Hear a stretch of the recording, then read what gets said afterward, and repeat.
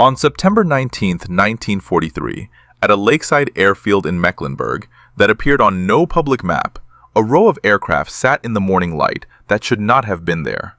A Spitfire, a B-17, a Thunderbolt, and at the end of the line, something no one in Germany had ever built, ever imagined, or ever fully understood.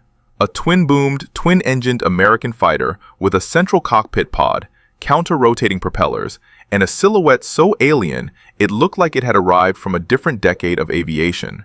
The airfield was Erprobungsstelle Rechlin, the Luftwaffe's most secret flight test center, and the aircraft was a Lockheed P-38 Lightning, freshly painted with German crosses over the spots where American stars had been. Its Luftwaffe code read T9XB. It had arrived from Italy. The story of how it got here was strange enough. But the story of what German pilots discovered when they climbed into its cockpit? That was something else entirely. The men walking the flight line that morning were not ordinary pilots. Rechlin was where the Luftwaffe sent its best engineers and its most experienced test flyers to answer one question. How good is the enemy? They had evaluated Spitfires and found them nimble but fragile. They had climbed into a captured B-17 and marveled at the turret engineering. They had tested a Thunderbolt and been stunned by its dive. But the P-38 was different. The P-38 was not just an airplane they hadn't seen before. It was an airplane they could not have built. And the words that one of those German pilots would write about this machine would not read like a test report. They would read like a confession. If this story already has your attention, do me a favor, hit that subscribe button and leave a like. It helps this channel bring the stories of the men who built and flew these machines to the people who still care. To understand what those words meant, you need to understand how this American fighter ended up on a German runway in the first place. Because the P-38 Lightning did not arrive at Rechlin through any brilliant act of German intelligence. It arrived through a compass error. On June 12, 1943, an American pilot, his name was never recorded in any surviving document, took off on a ferry flight between Gibraltar and Malta. Somewhere over the western Mediterranean, his compass failed. He drifted north, and when he finally spotted an airfield below and put his wheels down, he was not on Malta, he was on Sardinia.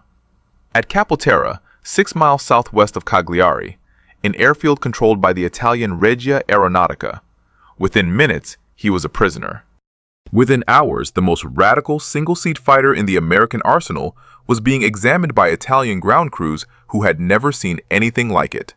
2 engines on a single-seat fighter, a cockpit pod suspended between twin booms, a nose packed with 4 50 caliber machine guns and a 20mm cannon, not in the wings where every other fighter in the world placed its guns, but dead center, pointing straight ahead.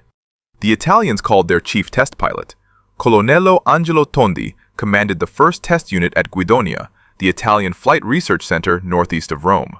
Tondi flew the captured Lightning from Sardinia to Guidonia and began evaluation flights immediately. He was a skilled pilot, and he was about to do something no test pilot is supposed to do with an evaluation aircraft. On August 11, 1943, Tondi strapped into the American fighter, took off from Guidonia, and climbed toward a formation of roughly 50 B-24s returning from bombing Terni. He attacked. 1 bomber fell from the sky off the shore of Tor Vajanica. 6 American airmen parachuted into the sea. An American-built aircraft, wearing Italian markings, had just shot down an American bomber. But Tondi's war in the Lightning lasted exactly 1 mission. Italian fuel was too corrosive for the P-38's tanks. The engines began to degrade. The aircraft was grounded. And then, as Italy itself began to collapse, the Lightning was shipped north, across the Alps, into Germany, to the one place in the Reich where captured enemy aircraft were studied with scientific precision. Rechlin. Here is where the story shifts. Because when the German engineers and test pilots at Rechlin opened that cockpit and began their evaluation, they were not looking at an airplane. They were looking into the industrial soul of a country that had been at war for less than 2 years and was already building machines that Germany, with a decade head start, could not match. What they found in that cockpit told them something about this war that no intelligence briefing, no frontline report, and no Luftwaffe general had yet been willing to say out loud. The German pilots at Rechlin knew the P-38 by reputation before they ever touched one. By the autumn of 1943, the Lightning had already carved a name for itself across 2 continents, and the stories coming back from the front lines did not sound like ordinary combat reports. The first time German fighter pilots encountered the P-38 in numbers was over North Africa in late 1942, during the weeks after Operation Torch. And from the very first engagements, something was wrong. Not with German tactics, not with German aircraft. Something was wrong with the way the American bullets arrived. A Messerschmitt pilot attacking a Spitfire knew what to expect. Wing-mounted guns threw a cone of fire that spread and scattered. You could fly through it and survive. Rounds hit your tail, your wingtip, your fuselage, scattered like buckshot from a distance. The damage was real, but it was distributed. You could absorb it. You could limp home. The P-38's bullets did not scatter. They arrived in a single, tight stream. 4 heavy machine guns and a cannon, all firing from the nose, all pointed straight ahead, all converging on the same point at the same instant. A German pilot who crossed into that stream did not take a hit to a wingtip and a hit to a tail. He took everything in the same square meter of aircraft. Wing-mounted guns required careful harmonization. The pilot had to calculate the exact distance where his bullet paths crossed and fire at that range or miss entirely. The P-38 had no convergence problem. Its guns hit at 200 yards, at 500, at 1,000. The stream was parallel. It went where the nose pointed, and when it connected, it did not wound an aircraft. It killed one. Remember that detail, the nose-mounted guns, because it will matter far more than you might think right now. Not because of what it did in combat, but because of what it told the Germans at Rechlin about the mind that designed this machine. By the spring of 1943, the Lightning was everywhere over Tunisia. On April 5th, 26 P-38s of the 82nd Fighter Group intercepted a large formation of German and Italian aircraft near the Cap Bon Peninsula. When it was over, the American pilots claimed 31 enemy aircraft destroyed. 31 from 26 fighters in a single engagement. The numbers were almost certainly inflated, as combat claims always were, but even the confirmed kills were devastating. And it was not only in the air. The P-38 was doing something to German ground forces that no other Allied fighter could do. It was strafing supply convoys, fuel depots, artillery positions, and surviving the anti-aircraft fire that would have shredded a single-engine aircraft. A Messerschmitt 109 that lost its engine to a rifle-caliber round was finished. A P-38 that lost one engine still had another. It could fly home on one. German flak gunners watched their tracers strike a Lightning's left boom, watched the engine cough and die, and then watched the aircraft climb away on the right engine alone, turning gently, heading south, out of range. No single-engine fighter in any Air Force on Earth could do that. There is a story, repeated in American histories, disputed by some German veterans, that a Luftwaffe pilot, exhausted and panicked, stumbled into an Allied camp near Tunisia, pointed at the sky, and repeated one phrase over and over. Der Gabelschwanz-Teufel, the fork-tailed devil. Whether that specific incident happened exactly as told, the nickname stuck. And it stuck because the twin-boom silhouette of the P-38 was the one shape in the sky that German troops in North Africa learned to recognize instantly, and to fear. Not because it was the fastest fighter. It was not. Not because it was the most maneuverable. It was far from it. A good Messerschmitt pilot could outturn a Lightning at low altitude without breaking a sweat. Heinz Baer, one of Germany's top aces with over 200 victories, considered the P-38 easy prey in a turning fight. But the Lightning was not built for turning fights. It was built for something else, something Germany had no answer for. Range, speed at altitude, and the ability to appear where it was not expected, do catastrophic damage, and vanish before the enemy could organize a response. Hold that thought. Because what the P-38 was about to do in April of 1943, just days after the Cap Bon air battle, would prove that this aircraft was not merely a good fighter. It was a strategic weapon, the kind of weapon that changes wars. On April 13, 1943, American naval cryptographers at Pearl Harbor intercepted a Japanese radio transmission. The message, decoded through the Ultra program, contained a detailed flight schedule, departure time, arrival time, route, escort strength, for an inspection tour by the commander of the Imperial Japanese Combined Fleet, the man who had planned the attack on Pearl Harbor, the most important military leader in the Japanese Empire. Admiral Isoroku Yamamoto would fly from Rabaul to Bougainville on the morning of April 18th. He would travel in a Mitsubishi G4M bomber. He would be escorted by 6 fighters. He would be punctual. He was famous for it. The order came from the top. Secretary of the Navy, Frank Knox. Approved by President Roosevelt himself. One sentence captured the weight of what was being asked. Squadron 339, P-38, must at all costs reach and destroy. There was only one aircraft in the entire American arsenal, in the entire Allied arsenal, that had the range to fly 435 miles over open ocean, intercept a target with split-second timing, fight its way through an escort, and fly 435 miles back, the P-38 Lightning. And the mission that followed would become the longest-range fighter intercept in the history of aerial warfare. What happened over Bougainville on the morning of April 18th is one of the most extraordinary 30 seconds of the entire war.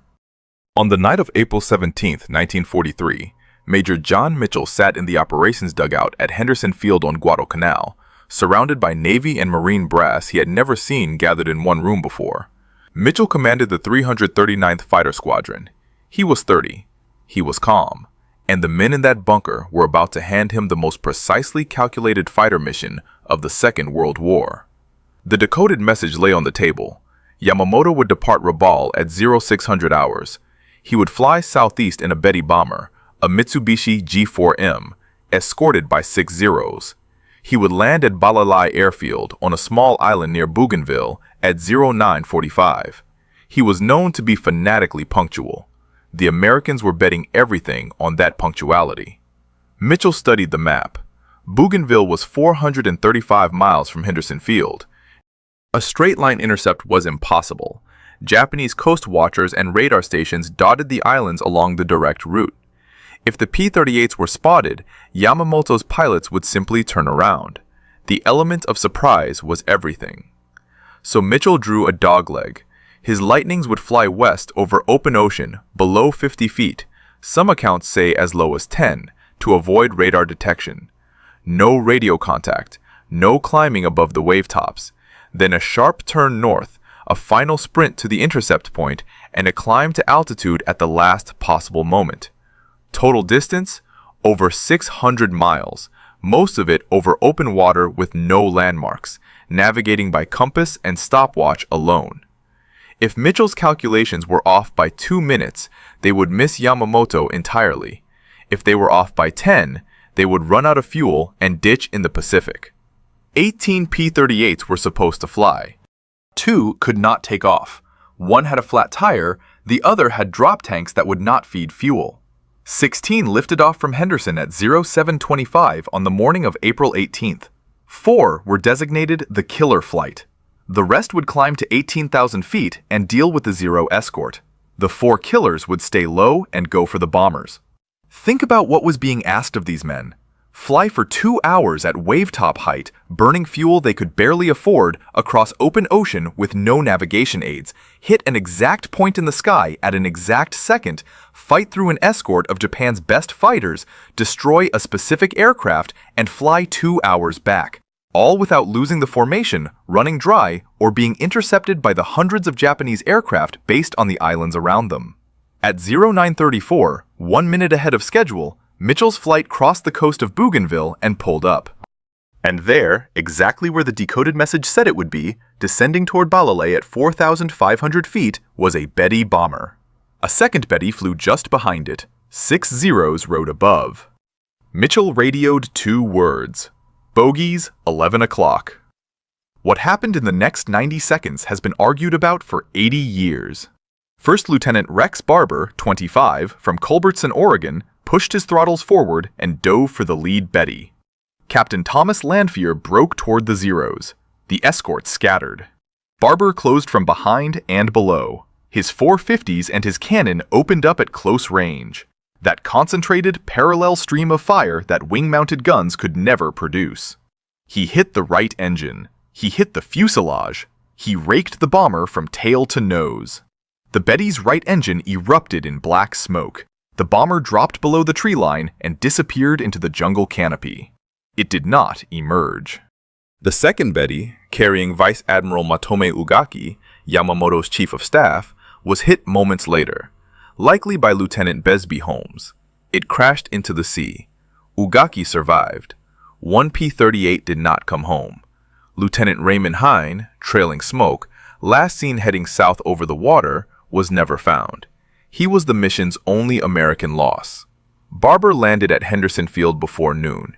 His Lightning had 104 bullet holes scattered across its airframe. He climbed out and said almost nothing. There was nothing to say. The mission had lasted 5 hours and covered over 1,000 miles. The actual shooting had lasted less than 2 minutes. The next day, a Japanese search party found Yamamoto's body in the jungle near Buin. He was still strapped in his seat, thrown clear of the wreckage. 2 .50 caliber rounds had struck him, one in the shoulder, one in the jaw. He had died before the aircraft hit the trees. His white-gloved hands still gripped his katana. Japan withheld the news for over a month. When they finally announced his death, they attributed it to combat during an inspection tour. They never admitted the Americans had specifically targeted him. They never explained how American fighters had appeared at the precise time and place, 400 miles from the nearest American base, with the kind of timing that suggested either impossible luck or something far worse. Here is what matters for the story we are following. The story of the German pilot at Rechlin, examining that captured P-38 in September of 1943. He did not yet know the details of the Yamamoto mission. The operation was classified at the highest level. Even most Americans did not know, but he did not need to know. Because what he was discovering in the cockpit of T-9XB was telling him the same story the Yamamoto mission had already proved over Bougainville. That the P-38 Lightning was not just a fighter aircraft. It was a systems weapon. A machine that combined range, firepower, precision, survivability, and manufacturing quality into a single airframe in a way that no German designer had attempted and no German factory could replicate. And when he finally wrote his assessment, the words that traveled up through the Luftwaffe's technical chain and landed on desks where men understood exactly what they meant, those words did not praise the aircraft's speed, or its guns, or its engines. They described something far more dangerous, something Germany could not build, could not copy, and could not stop. The first thing the German engineers noticed was not the engines, or the guns, or the twin booms. It was the wiring. A Luftwaffe mechanic at Rechlin, who opened an inspection panel on a Messerschmitt 109, found wires bundled by hand, often rerouted mid-production when a design change came through from the factory floor. German aircraft wiring in 1943 was functional. It worked. But it carried the fingerprints of an industry under pressure. Shortcuts, substitutions, field modifications that had been folded back into production because there was no time to re-engineer them properly. The mechanic who opened the inspection panel on the P-38's central nacelle found something different. The wiring was clean, organized, color-coded, bundled in uniform looms that ran in logical paths from instrument to junction to engine. It did not look like the wiring of a machine built under wartime pressure. It looked like the wiring of a machine built by people who had time to think, and a system that turned that thinking into a standard that every factory worker on the line could follow without improvising. That was the first clue, but it was not the one that mattered most. The German engineers worked their way back through the twin booms, past the radiators and oil coolers, and found the component that would occupy most of their report. Mounted behind each Allison engine, fed by carefully ducted intake air, sat a General Electric B1 turbo supercharger. This is a detail worth pausing on, because it changes the meaning of everything that follows. Germany understood turbo supercharging. German engineers had experimented with exhaust-driven turbines for years. The principle was simple enough. Use the engine's own exhaust gases to spin a turbine that compressed incoming air, feeding denser oxygen to the engine at altitude where the thin atmosphere would otherwise starve it of power. In theory, any competent engineering department could design one. But theory was not the problem. Production was the problem. A turbo supercharger spins at tens of thousands of revolutions per minute in temperatures exceeding 1,000 degrees. The metallurgy required, nickel alloys, chromium steels, precision bearings, demanded manufacturing tolerances that German industry in 1943 could achieve in a laboratory but could not replicate on a factory floor. Not reliably, not at scale, not in the thousands. The Americans could. The General Electric turbos bolted into the back of this captured Lightning were not handcrafted prototypes. They were production units, mass-produced, interchangeable, built to a specification tight enough that a mechanic in North Africa could pull a failed unit off one P-38 and bolt on a replacement from a crate without filing a single surface. And this is where the words begin. A German test pilot, not a mechanic, not an engineer, but a man who had flown Messerschmitts and Focke-Wulfs in combat and understood what performance meant in the air, looked at the complete package of the P-38 and reached a conclusion that had nothing to do with any single component.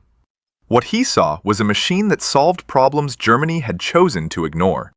Counter-rotating propellers that eliminated torque, the invisible force that made every single engine fighter on Earth pull to one side on takeoff, killing inexperienced pilots before they ever reached combat altitude. The Americans had simply engineered it out of the equation. Two engines spinning in opposite directions. No torque.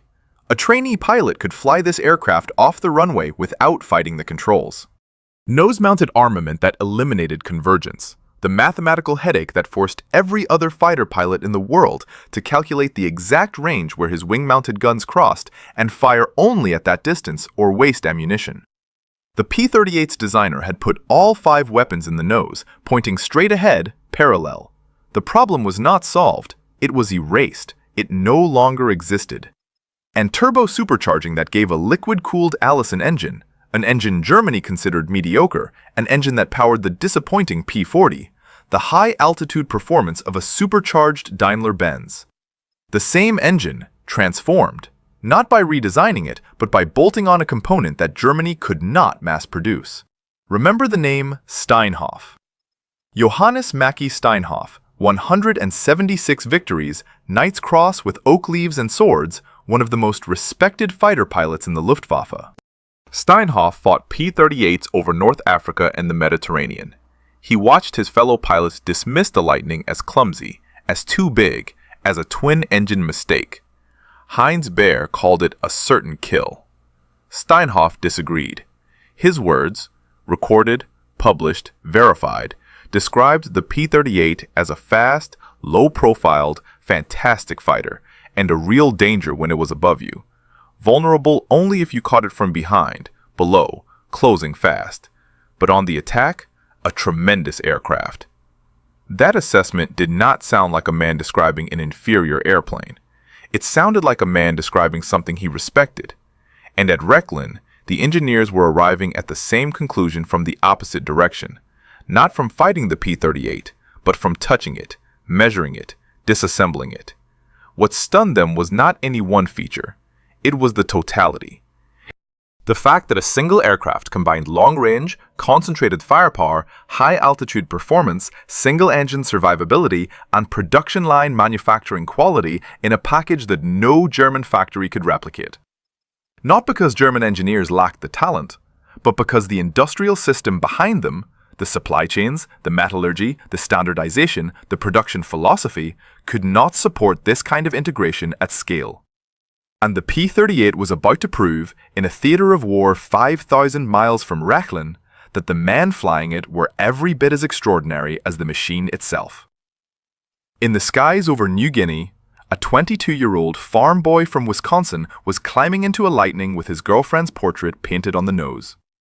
Within 18 months, he would become the deadliest fighter pilot in American history. Richard Ira Bong, 22, from Poplar, Wisconsin, a town so small it barely registered on a state map, had been flying P-38s for less than a year when he discovered something about himself that no flight instructor at Luke Field had predicted. He could not miss. That is not quite accurate. Bong himself would have told you, and did tell anyone who asked, that his gunnery was probably the worst in the Army Air Forces. He meant it. His deflection shooting was poor. His tracking at distance was erratic. By every measurable standard of marksmanship taught in training, Dick Bong was an average shot at best. But Bong had solved that problem the way the P-38 had solved the convergence problem. He eliminated it. Instead of calculating angles and lead distances, Bong simply flew directly behind his target, close to a range so short he could see the rivets on the enemy's fuselage, and pressed the trigger. 450s and a cannon firing straight ahead, from a nose that was pointed at the center of mass of a Japanese fighter at point-blank range. At that distance, gunnery skill was irrelevant. Physics did the rest. On December 27, 1942, flying with the 39th Fighter Squadron out of Port Moresby, New Guinea, Bong scored his first kills, a 0 and an Oscar in the same engagement. He earned a Silver Star. He said nothing particularly memorable about it. That was the other thing about Bong. He almost never said anything memorable about anything. General George Kenney, commander of the 5th Air Force, noticed Bong early. Not because Bong was boastful or aggressive on the ground. He was neither. He was quiet, polite, and looked younger than his age. But in the air, something changed. Kenney watched this mild farm boy climb into a Lightning, take off, and hunt with a precision that bordered on eerie. Here is a number that matters. In the Pacific Theater, the average American fighter pilot who survived his first combat engagement went on to fly roughly 50 missions. Of those, he might encounter enemy aircraft on 10. He might fire his guns on 5. He might hit something on 2 or 3. The mathematics of aerial combat were brutal. Most pilots never shot down a single enemy aircraft. Bong shot down 40. He did it in roughly 200 combat missions over 2 years, flying out of airfields carved from jungle mud in New Guinea, the Philippines, and the islands strung across the southwestern Pacific. He painted his girlfriend's face on the nose of his Lightning, Marjorie Vattendahl, whom he had met at a dance at Superior State Teachers College during a leave. He named the aircraft Marge. Under her portrait, the kill flags accumulated: 5, 10, 20. By April of 1944, Bong had surpassed every living American ace. Kenney promoted him to major and sent him home to instruct other pilots. But Bong came back. He always came back. He returned to the Pacific in September 1944 as a gunnery training officer, a role that explicitly did not require him to fly combat missions. He flew them anyway, voluntarily, again and again. 8 more kills in a period when he was not even supposed to be shooting. On December 12, 1944, General Douglas MacArthur personally presented Bong with the Medal of Honor. The citation described his extraordinary courage over Balikpapan, Borneo, and the Philippines. Bong stood at attention, accepted the medal, and said very little. 5 days later, on December 17th, Bong scored his 40th victory, a Japanese fighter over the Philippines. And this time, Kenney did not ask. He ordered. Bong was done, grounded, sent home. America's ace of aces would not be allowed to die in combat. But here is what you need to hold in your mind as the story continues. Everything Bong achieved, every one of those 40 kills, was done in a P-38 Lightning. Not a Mustang, not a Thunderbolt, a Lightning. The same aircraft sitting on the tarmac at Rechlin with German crosses on its wings. The same machine that German engineers had opened up and measured and documented and quietly understood was beyond their ability to replicate. And Bong was not alone. Because while Kenney was grounding his top ace, another P-38 pilot was climbing, mission by mission, toward Bong's record. Major Thomas McGuire, from Ridgewood, New Jersey, had 38 confirmed victories, all in Lightnings, all in the Pacific. And he was not the kind of man who accepted second place. Where Bong was quiet, McGuire was intense. Where Bong flew with the patience of a hunter, McGuire flew with the urgency of a competitor. He knew the number: 38. 2 more and he would tie Bong. 3 and he would own the record. Kenney had briefly grounded McGuire too, in late December, to let Bong finish his run. But once Bong was safely home, Kenney unleashed McGuire. On the morning of January 7, 1945, McGuire led a flight of 4 P-38L models over the waters between the Philippine islands of Negros and Mindoro. They were at 1,500 feet. Low. Too low for the kind of flying the P-38 was designed for. High altitude, high speed, energy tactics. Dive, shoot, climb, repeat.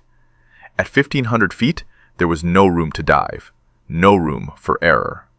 Captain Edwin Weaver, McGuire's wingman, spotted a single Japanese fighter climbing toward them. Then a second. McGuire's flight turned to engage.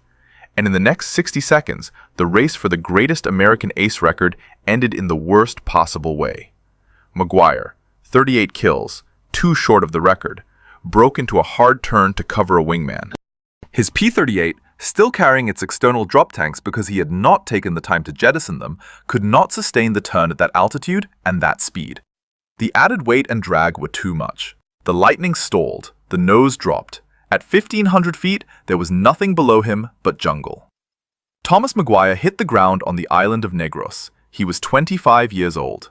And back in Burbank, California, at the Lockheed factory where 10,000 P-38s had been built, a man named Kelly Johnson was already working on the next problem. A problem that would explain, once and for all, why the German pilot's words at Rechlin were not about an airplane at all. In the spring of 1944, at a Luftwaffe fighter base in northern France, a formation of captured Allied aircraft landed in a sequence that would have been unthinkable a year earlier. A Spitfire? A Thunderbolt? And at the rear of the formation, its twin booms and central nacelle, unmistakable against the overcast sky. A P-38 Lightning, wearing German crosses and the code T9 on its fuselage. The unit was called the Wanderzirkus Rosarius, the traveling circus. Led by Hauptmann Theodor Rosarius, it was one of the strangest outfits in the Luftwaffe. Its mission was simple and deeply disturbing. Rosarius and his pilots flew captured Allied aircraft from base to base across occupied Europe, showing them to frontline German fighter squadrons.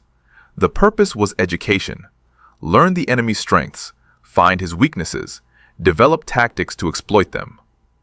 The German fighter pilots who gathered around the P-38 that afternoon had been fighting Lightnings over the Mediterranean and, increasingly, over France. They knew the aircraft from a distance, the silhouette, the sound of two Allisons at full power, the tight stream of tracers from the nose, but they had never touched one. Never sat in the cockpit, never looked behind the instrument panel. Rosarius invited them to climb in. What they found confirmed what Rechlin's engineers had already documented, and added something worse. Because by the spring of 1944, the P-38 they were sitting in was not the same aircraft Germany had first captured in 1943. It was better. Measurably, demonstrably, systematically better. And this was the part that no German pilot standing on that French airfield could explain. The P-38 that had first entered combat over North Africa in late 1942 had a problem that killed pilots. In a high-speed dive, approaching speeds no propeller-driven fighter had ever reached, the air flowing over the wings hit a wall. Compressibility, the engineers called it. The aircraft's tail would begin to shake. The nose would tuck under, steepening the dive.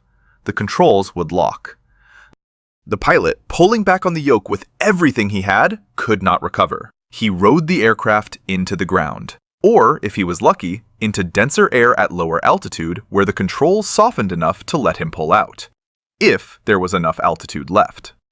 Some pilots died this way. Some barely survived. And the word spread through P-38 squadrons in Europe. Do not dive too steep, do not build too much speed, or the Lightning will kill you before the Germans get the chance. This was a real weakness. German pilots knew it. Heinz Baer and others exploited it. Dive away from a P-38, knowing the American could not safely follow into a steep pursuit. But here is what happened next, and this is the fact that matters more than any performance number or combat statistic in this entire story. Lockheed fixed it. Not in the next model, not in the next generation, in the same production run. While P-38s were rolling off the assembly line in Burbank at a rate that would eventually reach 100 aircraft per month, Lockheed's engineers, led by a 34-year-old named Kelly Johnson, who had designed the aircraft in the first place, identified the problem, tested solutions, and introduced a small electrically operated dive flap on the lower surface of each wing that broke up the compressibility shock wave and gave the pilot back his controls. The P-38J model, entering service in mid-1943, carried those dive flaps. It also carried a redesigned intercooler system, moved from the wing leading edge to a chin-mounted scoop beneath each engine, that solved an overheating problem that had plagued earlier models in the warm air of the Pacific. And the L model, arriving in 1944, added hydraulically boosted ailerons that transformed the Lightning's roll rate from sluggish to violent. The faster the aircraft moved, the faster it rolled. A pilot who learned the trick could snap into a maneuver so sudden it could knock his head against the canopy frame. Each improvement arrived within months of the problem being identified.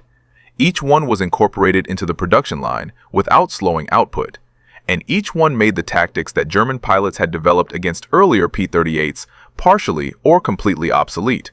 This is what the German pilot's words at Rechlin were truly about. Not the aircraft as it existed on the day he examined it, but the system that produced it. A system that could identify a flaw, engineer a solution, manufacture it at scale, and deliver it to the front line before the enemy had finished adapting to the previous version. Germany had no equivalent process. German aircraft improved through redesign, a new variant, a new subtype, often requiring retooling, retraining, months of delay. The Americans improved through iteration, midstream, without breaking stride. By the end of 1944, Lockheed had built just over 10,000 P-38s. Think about that number in context. 10,000 twin-engine fighters, each requiring 2 Allison engines, 2 turbo superchargers, thousands of precision components, produced by a single company in a single city, while that same industrial base simultaneously produced tens of thousands of Mustangs, Thunderbolts, Corsairs, Hellcats, Flying Fortresses, Liberators, and the B-29 Superfortress, the most complex aircraft ever built to that date. Germany, in the same period, was losing factories to bombing, losing skilled workers to conscription, losing raw materials to blockade, and building aircraft with slave labor from concentration camps. Labor that sabotaged production whenever it could, because the people building Messerschmitts and Focke-Wulfs were the same people Germany was trying to exterminate. The German pilots standing around that captured Lightning in France understood none of these production numbers. They did not need to. They could feel the answer in the throttle, in the rudder pedals, in the way the canopy latch clicked shut with the precision their own aircraft had stopped delivering 2 years ago. And in October of 1944, the Luftwaffe was about to receive one more P-38. This one delivered not by a compass error or a battlefield capture, but by an American officer who walked away from his own country and handed them the evidence voluntarily. On October 13, 1944, a brand new Lockheed F-5E, the photographic reconnaissance variant of the P-38 Lightning, unarmed, fitted with cameras instead of guns, lifted off from Pomigliano Airfield near Naples. The pilot had no orders, no mission, no authorization to be in that cockpit. Second Lieutenant Martin James Monty, 23, from St. Louis, Missouri, had stolen the aircraft. What happened next is one of the strangest episodes of the entire war.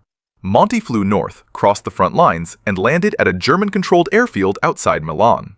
He climbed out, surrendered to the Luftwaffe ground crew, and announced that he was defecting. The Germans did not believe him. They put him in a prisoner of war camp. But Monty was persistent. He was also, as it turned out, sincere. The son of Italian and German immigrants raised in a fiercely anti-communist household, Monty had become convinced that America was fighting the wrong enemy. He told his captors, and would later tell anyone who listened, that the real threat was the Soviet Union, and that Germany and America should be allies. The Luftwaffe did what the Luftwaffe always did with a captured aircraft. They examined it. They cataloged it. They gave it a German code, T9MK. And they sent it to the evaluation pipeline. But this P-38 was different from the one that had arrived from Sardinia 16 months earlier. That first aircraft, the P-38G that Tondi had flown, the one that ended up at Rechlin as T9XB, was a mid-war model. Good, but not the best the Americans had. It had suffered from Italian fuel, from rough handling, from the accumulated damage of being flown by people who had no manual for it. and it had crashed before the Luftwaffe's best test pilot could even take it into the air. Monty's F-5E was something else. It was a late production aircraft, almost factory fresh, serial number 4423725. It had the latest Allison engines, the improved intercooler system, the hydraulically boosted ailerons. Every upgrade that Lockheed had introduced over 2 years of relentless iteration was built into this airframe. It was, in effect, the finished product, the P-38 as Kelly Johnson had always intended it to be, and the Germans who examined it in the autumn of 1944 were not the same men who had examined the first Lightning in the autumn of 1943. They were a year more desperate, a year more aware of what was coming. The Luftwaffe was burning through pilots faster than it could train them. Fuel was rationed so severely that new fighter pilots were arriving at frontline squadrons with fewer than 100 hours of total flight time, barely enough to take off and land, let alone fight. Factories that had once produced Messerschmitts with Bavarian precision were now staffed by forced laborers who hid broken tools inside engine cowlings and reversed electrical connections in the hope that the aircraft would fail in flight. And into this collapsing system arrived the machine that was the opposite of collapse. A machine that was clean, tight, finished, standardized. A machine that had clearly rolled off an assembly line where no one had sabotaged the wiring, where the aluminum was not recycled from bombed-out airframes, where the turbo superchargers were not hand-fitted because the factory tolerances had slipped beyond specification. Now, go back to the words, the assessment that had traveled up from Rechlin through the Luftwaffe's technical channels. The words that had landed on desks in Berlin where men understood what they implied. Those words had described an aircraft that combined capabilities no German design had attempted. Range, firepower, altitude performance, survivability, manufacturing quality, integrated into a single airframe, produced at scale, improved continuously. But in September 1943, when those words were first written, they could still be read as a technical observation, an engineer's note. A professional assessment of a capable enemy aircraft. Interesting, but not decisive. Germany still had the Messerschmitt 262 jet in development. Germany still had experienced pilots. Germany could still tell itself that quality and training would offset American quantity. 14 months later, with Monty's pristine F-5E sitting in a hangar next to aircraft held together with improvised patches, those same words read like an obituary. Because the P-38 was not the problem. The P-38 was the symptom. The problem was the country behind it. A country that could build 10,000 of these machines and treat each one as disposable. A country where a rogue lieutenant could walk onto an airfield and steal a brand new twin-engine aircraft because there were so many of them that nobody noticed one was missing until the pilot failed to return. A country that could lose P-38s to accidents, to weather, to training mishaps, to combat, and replace them faster than the Luftwaffe could replace a single Messerschmitt. That was what the German pilots' words meant. That was why they stunned. Not because the P-38 was the best fighter in the world. By 1944, it arguably was not. The P-51 Mustang was faster, more maneuverable, and had longer range on a single engine. The P-38 was being phased out of the European theater entirely, replaced by Mustangs for bomber escort duty. But the P-38 did not need to be the best. It needed to be good enough, and produced in numbers that Germany could not match, improved at a pace Germany could not sustain, and flown by men who were trained in a system that turned farm boys and shop clerks into combat pilots in 18 months. The verdict was not that America had built a better airplane. The verdict was that America had built a better civilization for building airplanes, and nothing Germany did, no jet engine, no wonder weapon, no desperate reorganization of production, was going to close that gap. Not now, not ever. Martin Monty, for his part, went to Berlin, adopted his mother's maiden name, Weithaupt, and began broadcasting propaganda for the German state radio. He joined the Waffen-SS. He wrote leaflets urging American soldiers to stop fighting. He believed, with absolute sincerity, that he had chosen the right side. History would disagree, but we will come back to him, because there is one more thing to tell about what happened to the men who flew the Lightning and what happened to the man who flew it last. On August 6, 1945, At Lockheed Air Terminal in Burbank, California, Major Richard Bong strapped into the cockpit of a P-80 Shooting Star, America's first operational jet fighter. It was a routine acceptance test flight. Bong was a test pilot now. He had survived 200 combat missions, 40 aerial victories, and every attempt by the Japanese Empire to kill him. He was 24 years old. He had married Marge, the real Marge, Marjorie Vattendahl, the girl whose portrait had ridden on the nose of his Lightning across the Pacific 5 months earlier. The P-80's engine failed on takeoff. The jet lost power at barely 200 feet. Bong rolled the aircraft, attempted to eject, and cleared the cockpit, but he was too low. His parachute did not have time to open. He struck the ground on the north end of the runway at a construction site on Oxnard Street. America's ace of aces was killed instantly. 6,000 miles away, at that same hour, a B-29 named Enola Gay dropped an atomic bomb on Hiroshima. The news of Bong's death was buried under the largest headline in the history of warfare. Most Americans did not learn that their greatest fighter pilot had died until days later, if at all. Thomas McGuire received the Medal of Honor posthumously. The airfield at Fort Dix, New Jersey, was renamed McGuire Air Force Base in his honor. He had been 25 when his P-38 stalled over the jungles of Negros. 38 victories, too short. Martin Monty returned to Allied lines in May of 1945, wearing a Waffen-SS uniform. He told interrogators that Italian partisans had given it to him to help him escape. The Army, unaware of the full scope of his defection, court-martialed him for desertion and theft of the reconnaissance aircraft. He received a 15-year suspended sentence. Then, remarkably, he was allowed to re-enlist. It was not until 1948, when the full extent of his propaganda work for the Nazis was uncovered, that the government arrested him again. This time, the charge was treason. He pleaded guilty. 25 years in federal prison. He was paroled in 1960. He died in the year 2000 at 78, in obscurity. The captured P-38 at Rechlin, T-9XB, the Lightning that had arrived from Sardinia through Italy, the aircraft that had been displayed at the September 1943 air show, did not survive the war. Allied bombers struck Rechlin beginning in early 1944, and the test center was progressively destroyed. The aircraft's exact fate is unrecorded. It was likely reduced to aluminum fragments in one of the raids, alongside dozens of other German and captured Allied aircraft that had once been the pride of the Luftwaffe's evaluation program. Hans Werner Lerche, the chief test pilot at Rechlin who had flown 125 aircraft types without crashing a single one, never got the chance to fly the P-38. It was destroyed before he could take it up. But Lerche flew nearly everything else: the B-17, the Thunderbolt, the Mustang, the Lancaster, the Tempest. He survived the war. On April 23, 1945, 15 days before the German surrender, he flew a Dornier Do-335 from Rechlin on what may have been the last test flight conducted by the Luftwaffe. He wrote his memoirs. He never crashed.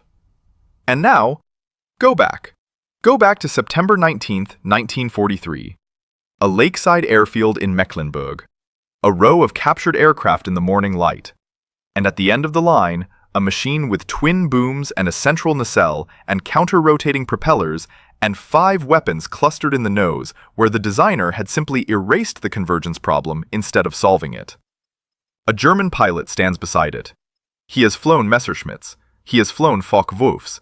He knows what good engineering feels like in the air. He climbs into the cockpit. He touches the throttle quadrant. He runs his eyes across instruments that are clearly labeled, logically arranged, lit for night flying.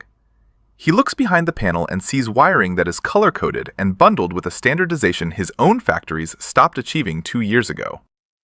He knows, as an engineer and as a pilot, exactly what he is looking at. He is looking at a country, not an airplane, a country.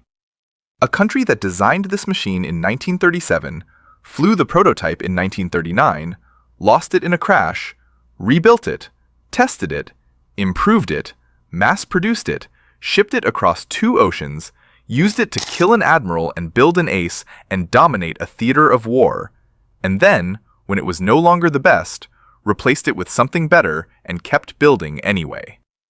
10,000 of them. Each one interchangeable, repairable, disposable. That was what stunned him. Not the speed, not the range, not the guns. The realization that this aircraft was not Germany's problem. Germany's problem was that this was one of a dozen types, all this good, all produced simultaneously, all flowing from a factory system that had not existed 5 years earlier and now outproduced the entire Axis combined. His words, quiet, technical, precise, did not read like a compliment. They read like a man who understood, before most of his countrymen, that this war was already decided. Not in the skies over Berlin or the beaches of Normandy, in the factories of Burbank and Detroit and Evansville and Willow Run, in the turbine shops of General Electric and the engine plants of Allison, in a civilization that had turned engineering into democracy and production into destiny. The P-38 Lightning was the proof, and the proof was inescapable. Thank you for watching this all the way through. If this story stayed with you, if Bong and McGuire and the men who flew the Lightning across 2 oceans meant something to you, I would appreciate it if you hit the like button. It is a small thing, but it is how stories like this find the people who care about them. Subscribe if you have not already, and turn on the bell so you never miss one. I would love to know, where are you watching from today? And if someone in your family served in the Second World War, a grandfather, a great-uncle, a grandmother who built the aircraft or ran the radios, tell me about them in the comments. Their stories matter, every single one.